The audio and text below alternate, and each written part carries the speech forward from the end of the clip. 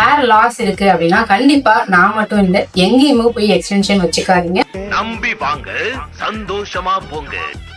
Extension வச்சா own ஹேரை எப்படி நீங்க ப்ரொடெக்ட் பண்ணுவீங்க? இது நிறைய பேரோட கொஸ்டினா இருக்கு. ஸோ ஒவ்வொருத்தவங்களுக்கும் கன்சல்டேஷன் அதுக்காக தான் கொடுத்துருக்கோம். கன்சல்டேஷன்ல என்ன பண்ணுவோம் அப்படின்னு பாத்தீங்கன்னா, சில பேருக்கு பாத்தீங்கன்னா ஹெல்த் இஷ்யூஸ் இருக்கும், விட்டமின் டெஃபிஷியன்சி இருக்கும், எதனால ஹேர் ஃபால் ஆகுது அப்படின்னு சொல்லிட்டு அதுக்கான proper solution and food diet இது எல்லாமே நாங்க ரொம்ப வருஷமா ஃபாலோ பண்ணிட்டு இருக்கோம்.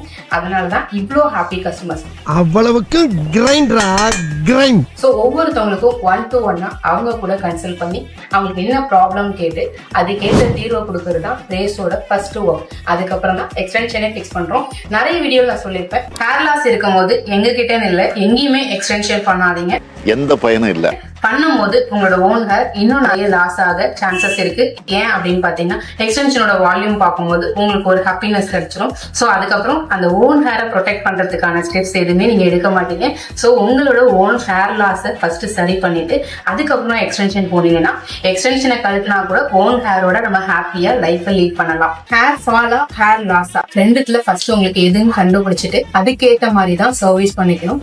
ஹேர் லாஸ் இருக்கு அப்படின்னா கண்டிப்பா நான் மட்டும் இல்ல, எங்கேயுமே போய் எக்ஸ்டென்ஷன் வச்சுக்காதீங்க. நம்பி வாங்க, சந்தோஷமா போங்க.